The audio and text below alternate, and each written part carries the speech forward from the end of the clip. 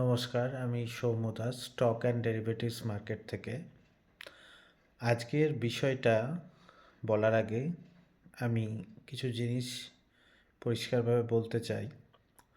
সেটা হচ্ছে যে আমি বেশ কয়েক মাস ধরে ভিডিও বানাতে পারিনি, বিকজ আমার মেডিকেল ইস্যুস হয়েছে, সেই প্রবলেমের জন্য।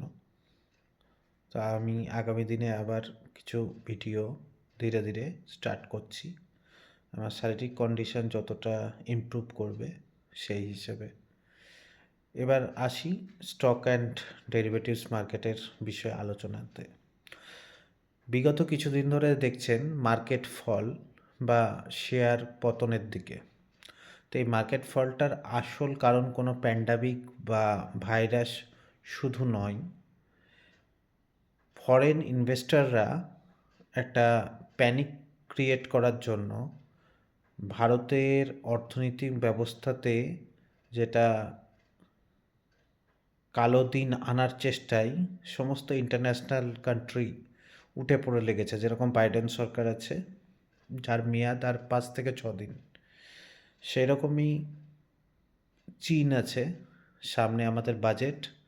তো যদি আমাদের শেয়ারটাকে ফেলা যায়, সেটা হলে নির্মলা সীতারামনজি অর্থমন্ত্রী যেভাবে মানে বাজেটটা পেশ করবে, বিশেষ করে পারস্পরিক যেরকম বাংলাদেশ বা তার সঙ্গে সাপোর্টিং কান্ট্রি পাকিস্তান, এইসব দেশের মাধ্যমে বহিঃশত্রুরা বা চীন, এরা যদি আমাদের দেশে বিভিন্ন কার্যকলাপ করে, তার ফলে ক্ষতিগ্রস্ত হবে ভারতীয় অর্থনীতি ব্যবস্থা এবং বাজেটে প্রতিরক্ষা খাতে আরও বেশি খরচা হবে, যেটা আমাদের স্বাস্থ্য, শিক্ষা বা অন্যান্য ইনফ্রাস্ট্রাকচার যেরকম রেল, রাস্তা বা উন্নয়ন, ডেভেলপমেন্ট, সেই জায়গায় বাধা হয়ে দাঁড়াবে। তখন আমরা প্রতিরক্ষা খাতে বা যুদ্ধক্ষেত্রে সেই বাজেটটা ঘোষণা হবে।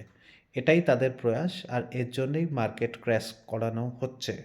তো ভবিষ্যতে হয়তো আমরা দেখতে পাবো মার্চের মধ্যে, যদি খুব খারাপ পরিস্থিতি যায় প্যান্ডামিকের মতো, তাহলে ছোট্ট কিছু কিছু লকডাউন, কিছু কিছু নিয়ম, আগের মতো নয়, ভয়ানক কিছু।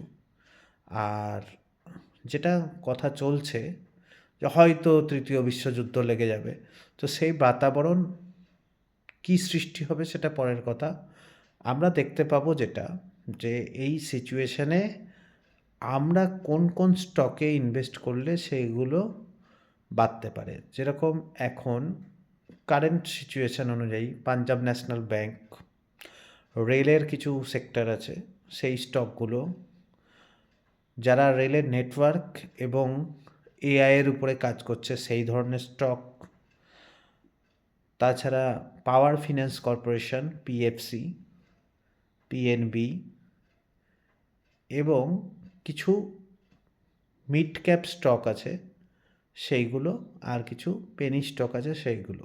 যেরকম পেনি স্টকের মধ্যে মিষ্টান্ন ফুড এখন 7 টাকার আশপাশে ট্রেড করা যাচ্ছে, সেরকমই পিসিজি আছে যেগুলো 16 টাকার আশপাশে। তো এই জুয়েলারি কোম্পানিটা নিউ দিল্লির, তো এদের শেয়ার এখন অনেক স্প্লিট করার পরে নিচে আছে, 16 টাকা 17 টাকার আশপাশে ঘোরাফেরা করছে। এছাড়া ইজি মাই ট্রিপ, যেটা 17 টাকা 18 টাকার আশপাশে ঘোরাফেরা করছে। তো এই স্টকগুলো আপনারা পেনি স্টক হিসাবে নিজের কাছে রাখতে পারেন। এবার আসি প্যান্ডামিক এবং আমাদের যে লকডাউন বা ভাইরাসের ভয় পাচ্ছেন, সেটা আপনার রেসপিরেটরি সিস্টেমকে এইচএমপিভি অ্যাটাক করবে। তো সেইগুলো নিয়ে অতটা ভয় পাওয়ার দরকার নেই। ঘরোয়া টোটকা বিভিন্ন ধরনের আছে, যেরকম আপনি গ্রিন টি খেতে পারেন, তাছাড়া যেগুলো আয়ুর্বেদিক কাত আছে সেগুলো খেতে পারেন। মানে আপনি গরম মশলার মধ্যে দারচিনি, লবঙ্গ, এলাচ, আদা, তাছাড়া মুখে যষ্ঠিমধু, এইসব খেয়ে আপনি সেইগুলো নিয়ে কাত বানিয়ে পান করলে বা মুখে যষ্ঠিমধু রাখলে আপনার যে সর্দি কাশির ব্যাপারটা আছে। আর যেহেতু ঠান্ডা কম পড়ছে, তো ভাইরোলজিস্টরা বলছে যে যদি সেইভাবে ঠান্ডা না পড়ে তাহলে এই ভাইরাসগুলো আরও বিভিন্ন ধরনের ভ্যারিয়েন্টে ছড়িয়ে যেতে পারে।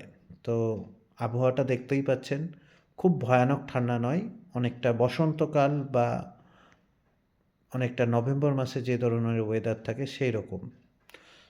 তো একটু যদি ঠান্ডা পড়ে তো এই ভাইরাসগুলো তার গতি প্রকৃতি বা তাদের যে ফাংশন আছে সেগুলো মানে তাদের ভ্যারিয়েন্টগুলো চেঞ্জ করতে পারবে না। ফলে ঠান্ডা যদি একটু বেশি করে পৌষ সংক্রান্তির মধ্যে পড়ে যায় তাহলে আমাদের এটা ভালোর দিক। আর স্টক মার্কেটে যেগুলো বললাম আরেকবার আমি রিপিট করছি, ব্যাংকের মধ্যে পিএনবি কিনতে পারেন, স্টেট ব্যাংক কিনতে পারেন ব্যাংকিং সেক্টরের মধ্যে, যেগুলো রাষ্ট্রায়ত্ত ব্যাংক। পাওয়ার ফিন্যান্স কর্পোরেশন কিনতে পারেন। এছাড়া পেনি স্টকের মধ্যে ইজি মাই ট্রিপ, পিসিজি আর মিষ্টান্ন ফুড, এইগুলো পেনি স্টকের মধ্যে আপনাদের পোর্টফোলিওতে রাখতে পারেন।